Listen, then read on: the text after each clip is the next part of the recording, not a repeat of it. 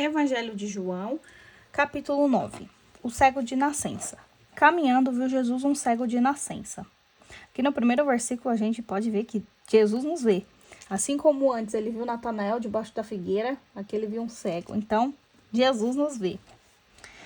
Os seus discípulos indagaram ele: Mestre, quem pecou, este homem ou seus pais, para que nascesse cego? Jesus respondeu: Nem este pecou, nem seus pais, mas é necessário que nele se manifestem as obras de Deus.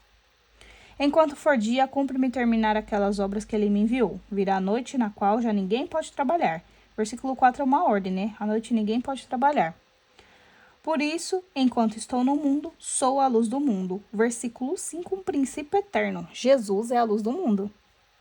Dito isso, cuspiu no chão, fez um pouco de lodo com a saliva e com o lodo ungiu os olhos do cego.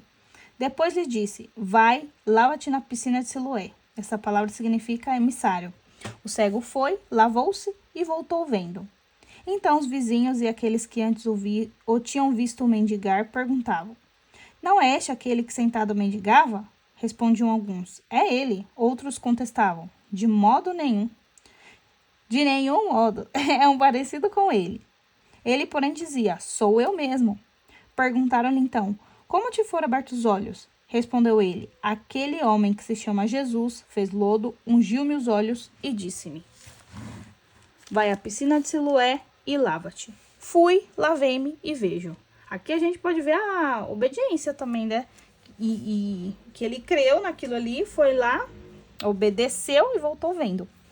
Interrogaram-no: Onde está este homem? Respondeu: Não sei. Levaram então o que fora cego aos fariseus. Era sábado, quando Jesus fez o lodo e abriu os olhos. Os fariseus indagaram dele novamente Os fariseus indagaram ele novamente de que modo ficara vendo. Respondeu-lhes: Pôs-me lodo nos olhos, lavei-me e vejo. Diziam alguns dos fariseus: Este homem não é enviado de Deus, pois não guarda o sábado.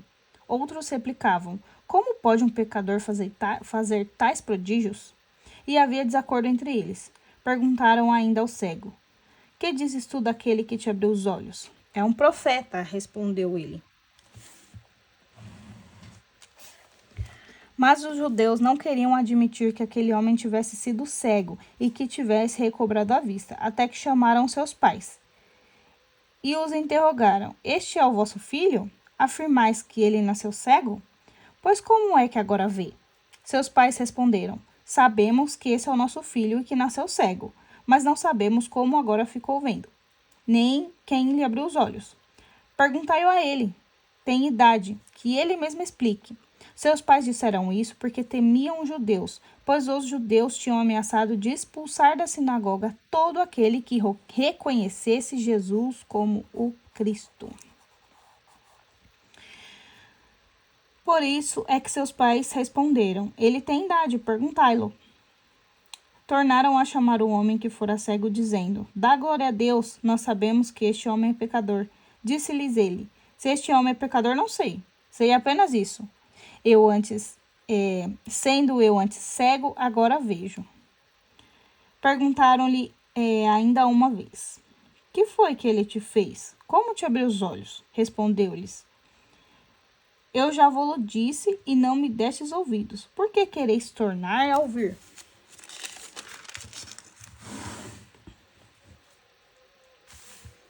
Quereis vós, porventura, tornar-vos também seus discípulos? Então eles o cobriram de injúrias e disseram: Tu que és discípulo dele, nós somos discípulos de Moisés. Sabemos que Deus falou a Moisés, mas deste não sabemos de onde ele é. Respondeu aquele homem: O que é de admirar em tudo isso é que não saibais de onde ele é, e entretanto ele me abriu os olhos. Sabemos, porém, que Deus não ouve pecadores, mas atende a quem lhe presta culto e faz a sua vontade. Versículo 31 é uma promessa, né? Quem cumpre, quem escuta, Deus faz, né? Quem faz a vontade, Deus atende. Jamais se ouviu dizer que alguém tenha aberto os olhos a um cego de nascença. Se esse homem não fosse de Deus, não poderia fazer nada.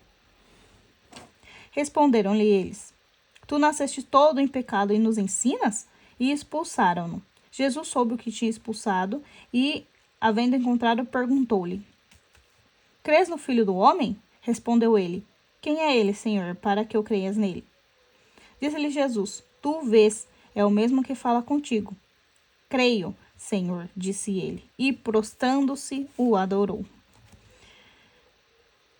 Versículo 39, princípio eterno.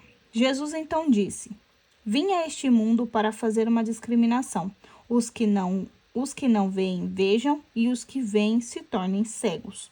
Alguns dos fariseus que estavam com ele ouviram-no e perguntaram-lhe: também nós somos acaso cegos? Respondeu-lhe Jesus: se fosseis cegos, não teríeis pecado, mas agora pretendeis ver e o vosso pecado subsiste. Esse versículo aqui é o que está acontecendo hoje em dia, né? A gente vê, quem está vendo para o mundo de hoje em dia, somos cegos, né? Quem segue a Jesus, quem segue seus mandamentos, né? Quem está buscando as virtudes são os cegos. E aqueles que acham que estão vendo alguma coisa, né? São os que estão cegos de verdade. Quem acha que o mundo é esse mundo de mil maravilhas são os cegos. E nós que vemos realmente o que está acontecendo, todas essas injúrias no mundo, todas essas coisas erradas, somos os cegos para eles, né? Mas Jesus vem para nos salvar. Aqui, esse capítulo, um versículo que me chamou muito a atenção foi esse aqui, ó, o versículo 25. Sendo eu antes cego, agora vejo. Isso aqui se encaixa muito para mim na questão da leitura da Bíblia mesmo, né? Algumas questões que a gente vai lendo e fala: poxa vida, eu não sabia que era assim e agora eu tô vendo. Então, aquilo que Jesus vem para nos iluminar, porque ele é a luz do mundo. Então, ele nos tira da escuridão, nos tira dessa cegueira, né? E esse daqui é uma mensagem que eu tiro para mim. Sendo eu antes cego, agora vejo. Então, sem a verdade, sem a luz que é Jesus, nós somos cegos. Então, ele vem para nos curar da cegueira dessa vida e nos apresentar a salvação. E dizer que ele é a luz do mundo. Vamos seguir a luz, que é Jesus.